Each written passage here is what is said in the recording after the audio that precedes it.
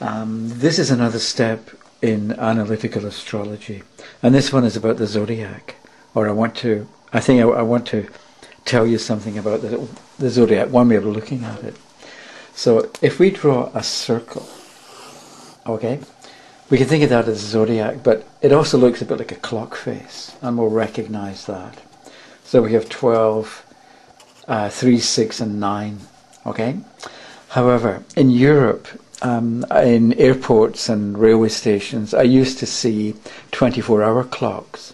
So we've got, instead of 12 hours shown, we would have 24 little marks around the clock. So this is 0, 1, 2, 3, 4, 5, 6, 7, 8, and this would be 6, this is 12, this is 18, and that would be 0 or 24.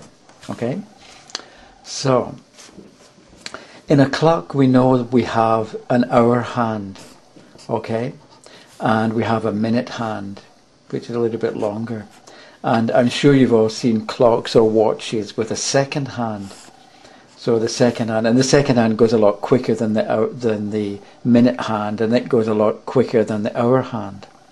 What I want you to do now is imagine for every tick of the second hand, which covers 1 second, imagine if there were another hand, and this would move once around the clock, 60 clicks of this is the second hand, so let's call this the third hand.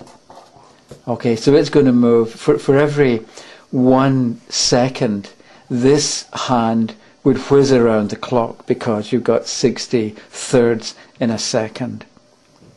And so you can see that during the 24 hours, every moment is different, even with just hours, minutes and seconds.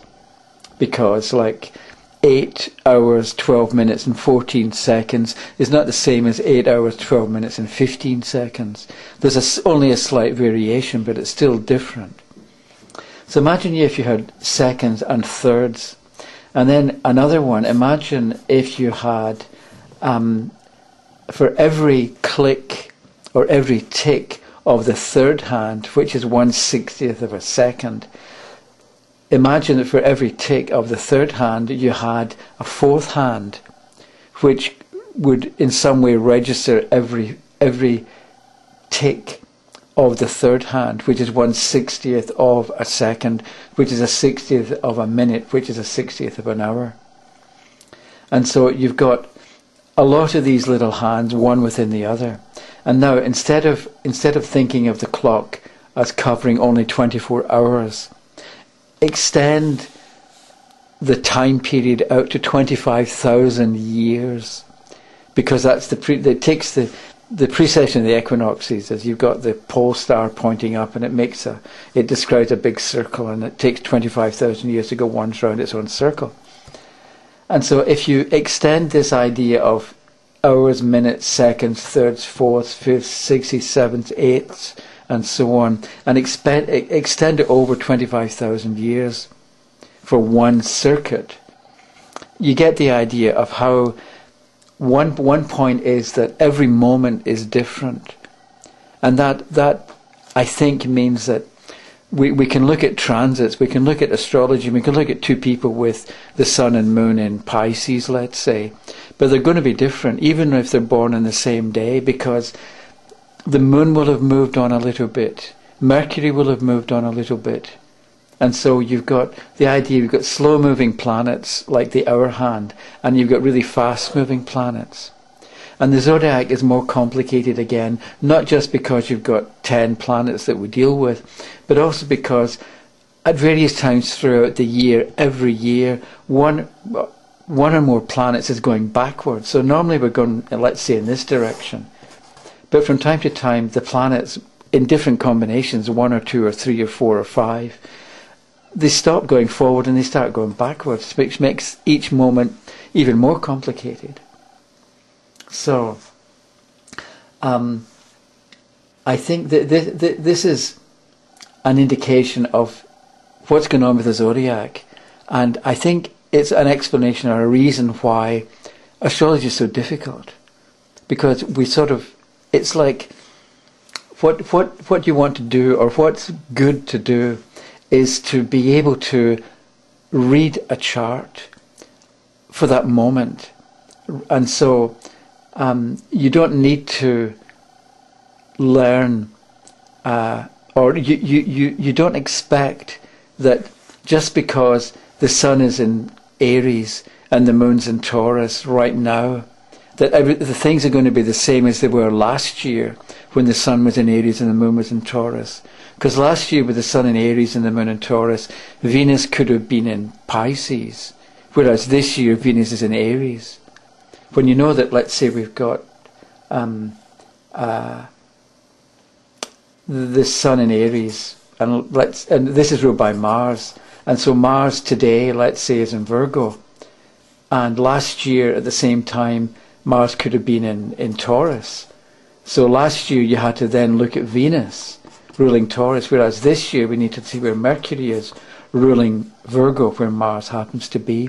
So you've got like wheels within wheels and cycles within cycles, and it's all very complicated. And this is one of the reasons it's so hard to learn astrology, or to learn to read a chart correctly, is because there's so much going on. And even though things appear to be repeating, because let's say you've got the sun in Aries and the moon in Taurus today, right? And the sun has been in Aries and the moon in Taurus on previous occasions in the past.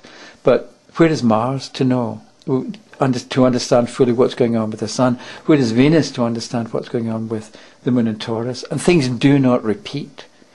Even though you get the sun, there can be an eclipse, let's say at 9 degrees of Aries. This doesn't happen that often. And even if it does happen in the same degree, it's not the same degree in minute. And even if it is the same degree in minute, Mars is not going to be in the same place on both occasions. And so I think we ought to know that and know what we're dealing with, or have a particular kind of idea of what we're dealing with when it comes to the zodiac. So it's not easy. And also I'd like to emphasize, it doesn't repeat. So in some ways there's not a lot of point in learning the sun in Aries and the moon in Taurus and expecting that just because the sun's in Aries and the moon's in Taurus with this individual, and this other person's got the sun in Aries and the moon in Taurus, how much of the same can we expect from the two different people? Because they're not likely to have Mars in the same position, and Mars rules the sun. They're not likely to have Venus in the same position. And even if they do, the aspect, the angle between Venus and Mars is not likely to be the same.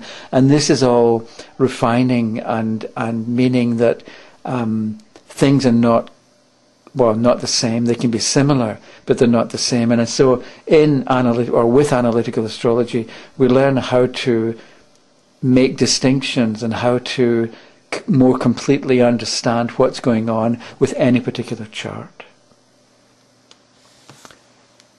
I don't know what we're going to do next, but it will be something.